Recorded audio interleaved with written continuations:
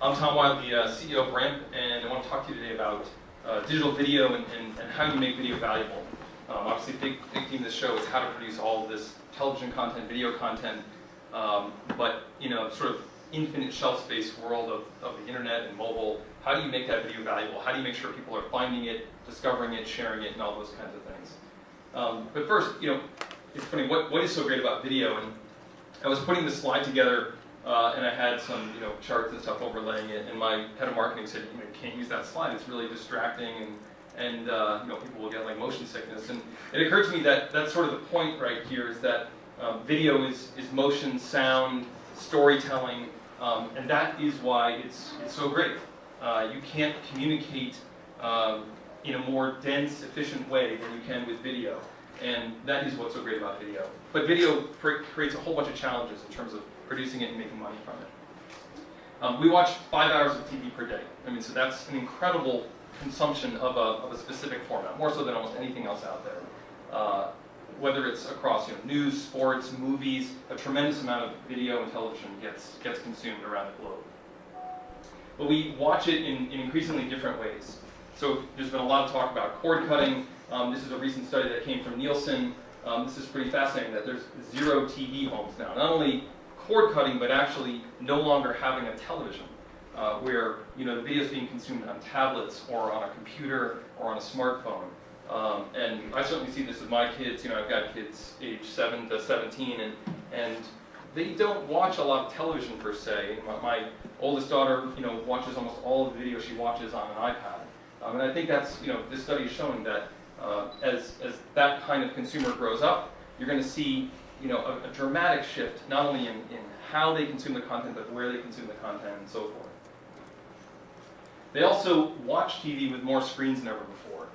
So, the studies range, but Nielsen says 85% of viewers have some kind of second screen while watching TV. Now, whether they're interacting with that show is a different question. It's certainly an opportunity, but right now it looks like people are doing things like email, they're surfing the web, especially during commercial breaks, but increasingly they're tweeting about the show they're watching, or they're reading tweets about the show they're watching, or they're looking up background information about the show or movie they're watching. And this is a tremendous shift in how this content is being consumed. This is a massive increase in the screens in front of each consumer than even a few years before. But linear TV still dominates, right? I think at this show you still hear a tremendous amount of the conversation going on about linear television. It is still the 200-pound gorilla. So 87% of television watched is still watched in a live linear fashion. Now, whether it's live television or scripted television, it's still watched in sort of real time without time shifting. Even more so in cable and syndication. It's changing. If you look at this on a time sequence, you're seeing more and more content being consumed on a time-shifted basis. But just to put it in context, you're still talking about the vast majority of content being looked at in a linear fashion. But cable TV is under pressure. The scale here is a little bit deceiving. This looks pretty dramatic, like the world's ending. But we're talking about a difference of 44 million to 42 million.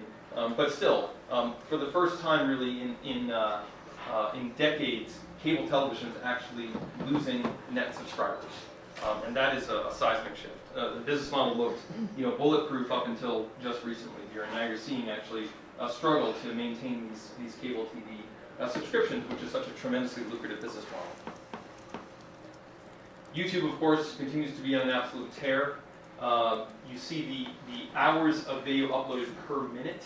It's now 100 hours of video uploaded per minute on YouTube. So you're talking about just a massive scaling of the amount of content that is consumable out there across the web. And YouTube probably represents 50% of the digital video landscape.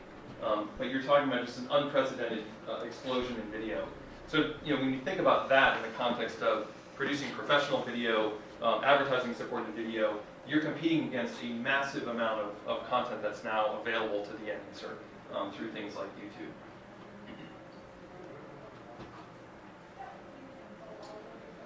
Mobile, also transforming just about everything in computing. You've heard that at this show, and if you go to any conferences, you'll hear about this.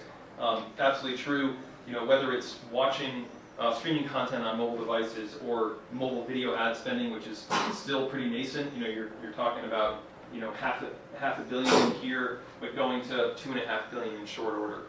So we're at the very dawn of figuring out how to monetize mobile video, whether it's tablet or smartphone. But I remember when I was at, my background is the search industry, and way back in 1999, we were able to stream CNN to a Symbian, that no one in this room really even remembers Symbian. That was Nokia's operating system. We could stream CNN to a Symbian mobile phone, and I remember at a big conference we were at, and everyone came up and said, that's incredible, that's amazing technology, but right after they would say that, they would also say, it's also incredibly stupid, no one will watch video on their smartphone. I mean, who would ever do that? So it's painful to be too early, of course. But nonetheless, you know, it's certainly arrived. Every single one of you in this room, I'm sure, have watched some form of video on your smartphone, and even up to full-length movies, right? I do that on the airplane all the time. The good news is, even online, video monetizes far, far better than any other medium out there. So just to give you kind of a sense of the difference here, on our major customers, when we surveyed them in terms of the delta between display and video, you know, you're talking about 3 or 4x difference, which is why our customers, and I'll show you a bunch of demos and implementations, are now focused on how do I promote video. If I produce audio, video, text, and image content, I want to promote video, because video is going to monetize in a far, far superior fashion.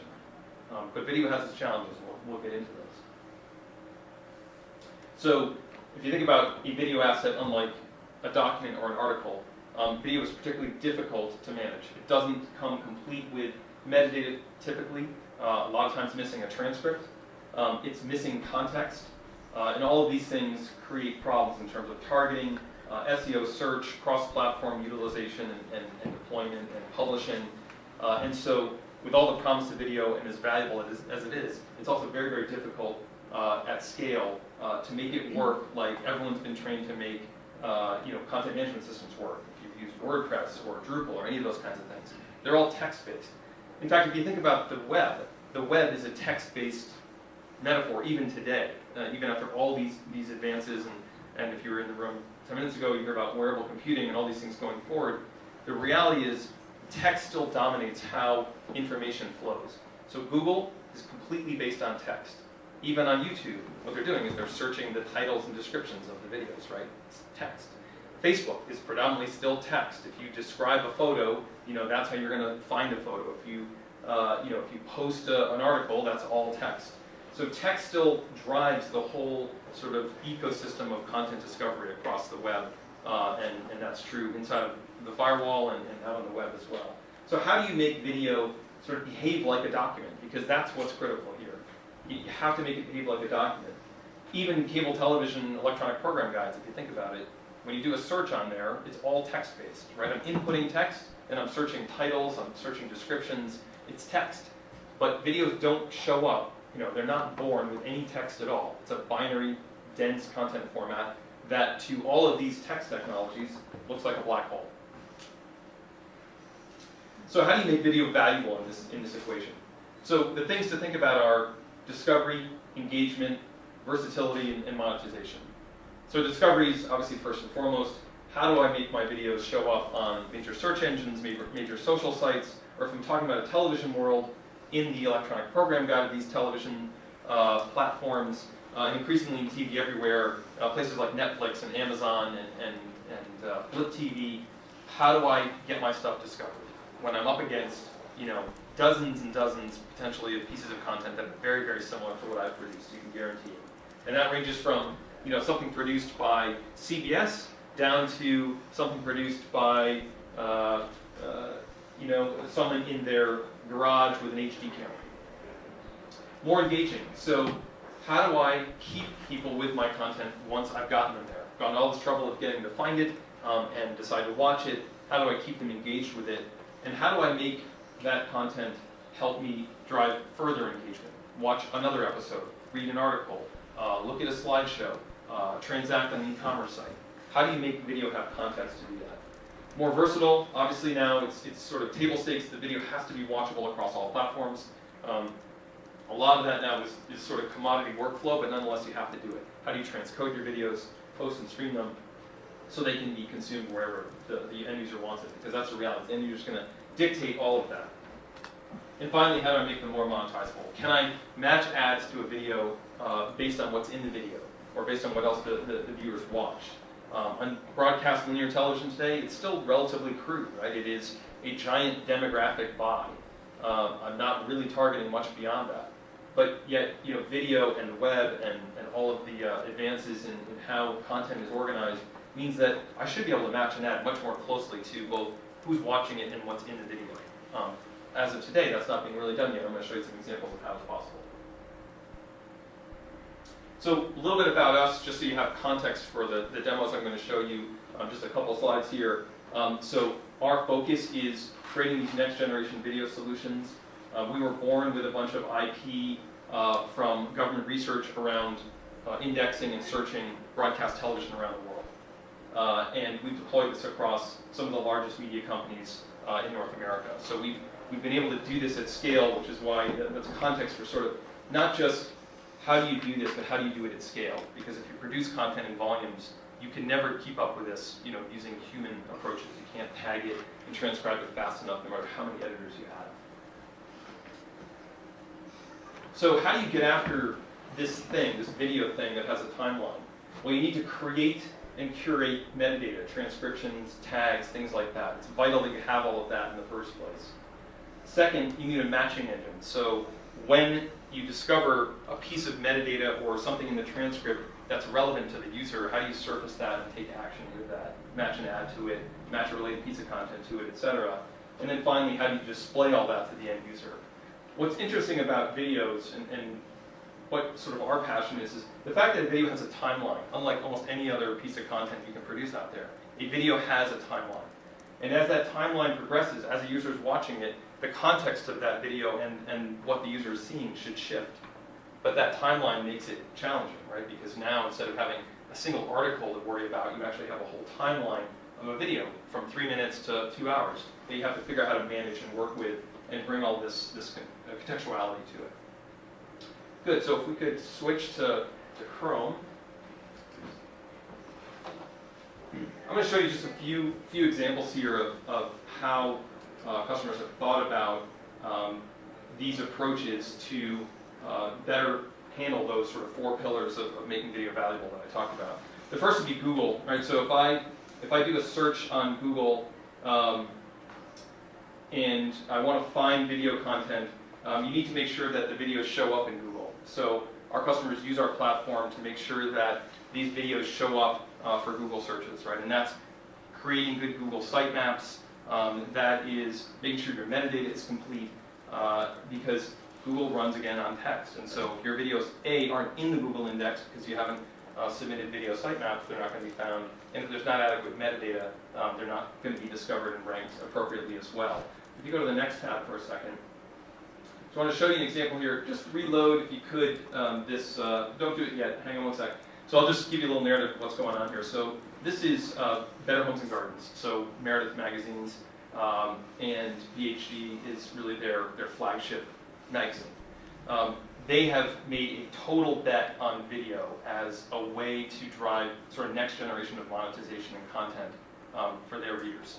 And they've had huge success with this. It's funny how, old print company has really sort of taken a beat on video that rivals anything that the broadcasters are doing. Meredith actually has 3 complete video studios around the US where they shoot cooking videos, and they have a whole outdoor garden studio for gardening. So they're just producing tons and tons of short form video, and this is working extremely well for them. What they do here is to add context to the videos along the video's timeline. When certain keywords are said, they match that with relevant related videos, ads, and so forth. So if you just hit reload on the browser there for a second.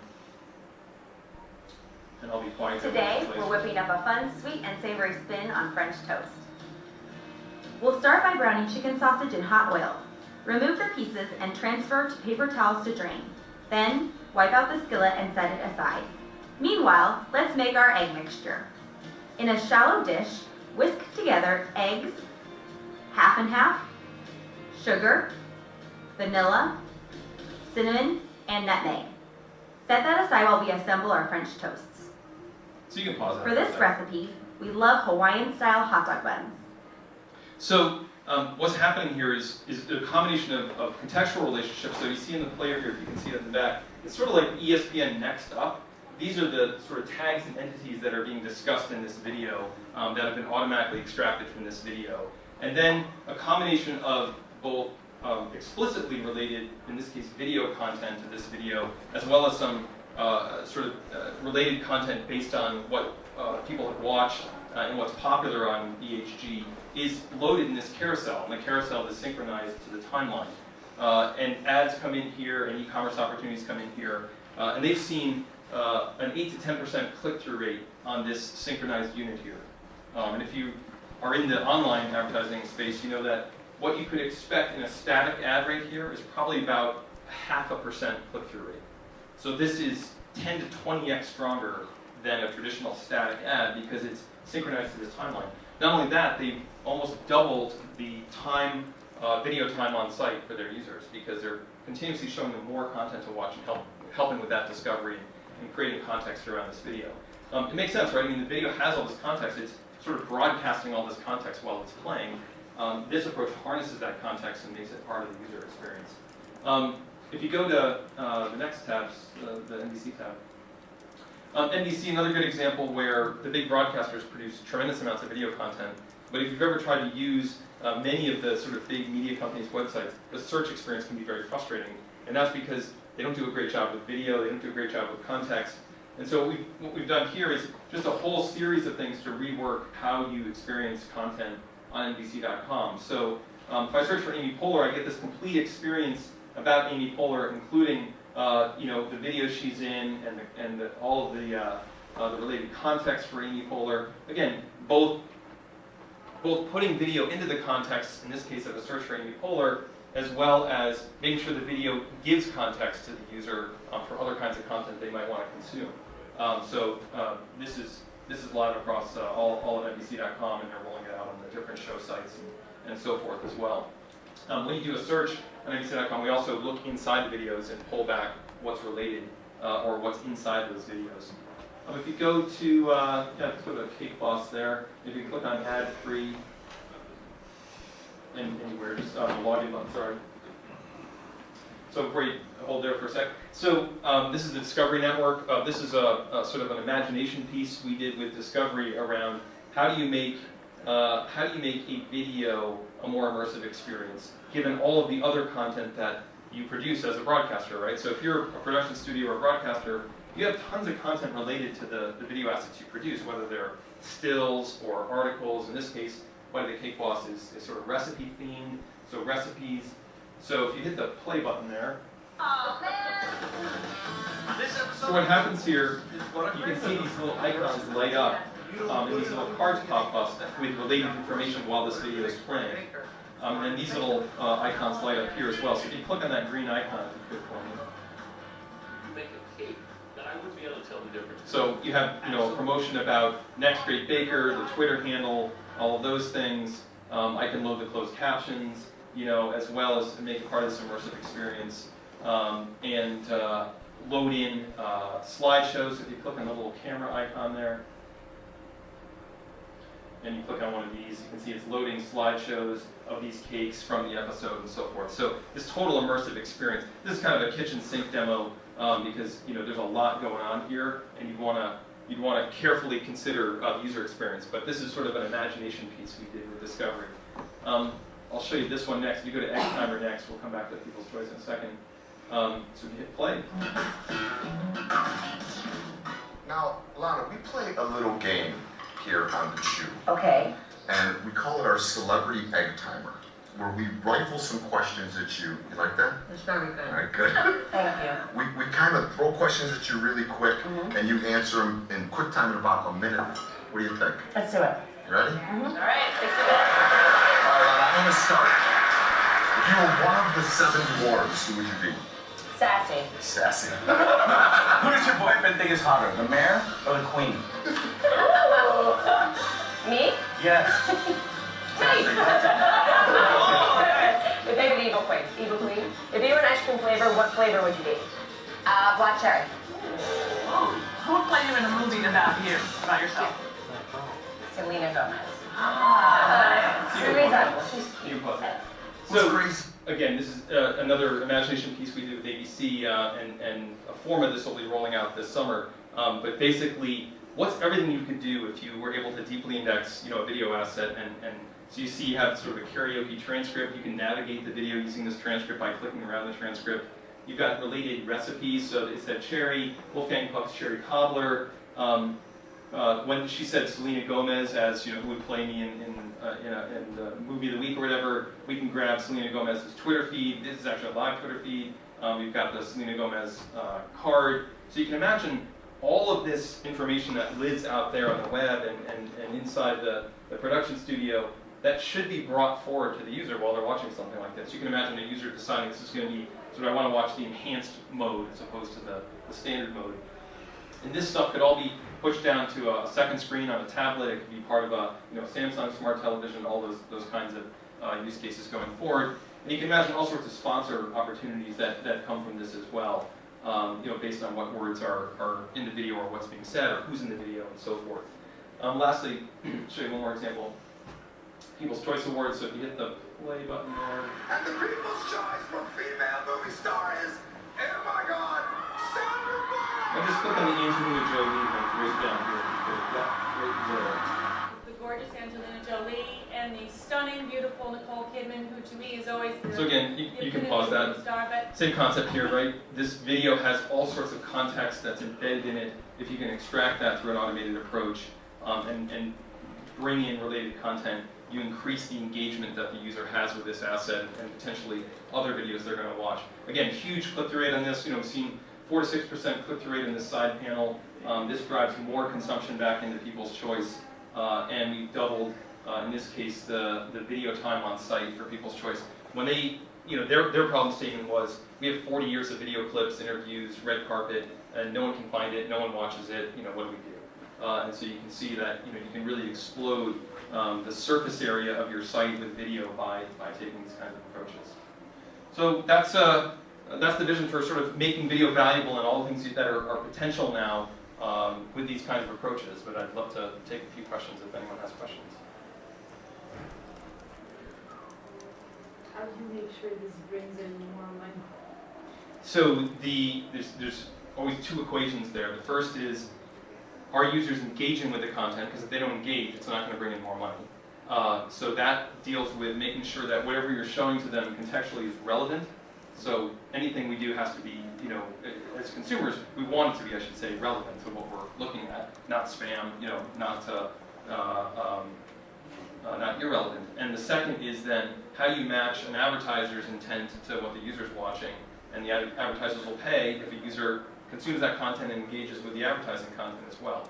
So if you look at Better Homes and Gardens, being able to keep users on the site, keep engaging with the video, and allowing the advertisers to slot in relevant ads to what's on the screen is the combination that has dramatically changed their revenue opportunity. In this case, People's Choice is trying to get you into articles and things like that because they haven't yet monetized the video, but they've now got enough critical mass where they can monetize the video directly. Yeah. So I'm interested, is this a service model that you guys are developing? In our case, it's a cloud-based service model. So it's a subscription. The media company subscribes to our service. We help them deploy all these technologies. They don't have to buy any server software, nothing. All of the algorithms, the speech indexing, the matching engine, that all is IP that we developed, and they get access to it when they license the service. And would those be sort of standalone feeds that then any developer could work with to shape how they... Yeah, all this content comes into our cloud via feeds, and then this whole experience is available through APIs. So in this case, we actually built and deployed this page for them, but you could recreate this whole thing with RESTful APIs and JSON-based APIs, things like that. Wow, and I'm assuming that's your model for the future, is to maintain that as a service as opposed to a product. Correct. Right. Any other questions? That additional content on the site, Yeah. Does it come from the client's website or, yeah? So it's an open model where what we're doing is we're doing the indexing and the matching, and then the client can detail whatever piece of related content they want to show. So there's a rule engine behind this. You'd go into our console and you'd say, Nicole Kidman, we want that to be a rule in the matching engine, and when Nicole Kidman is encountered, we want to go fetch this body of content. In this case, they use Freebase. I don't know if you're familiar with Freebase, but it's a kind of an open source database of entertainment content and food content and so forth.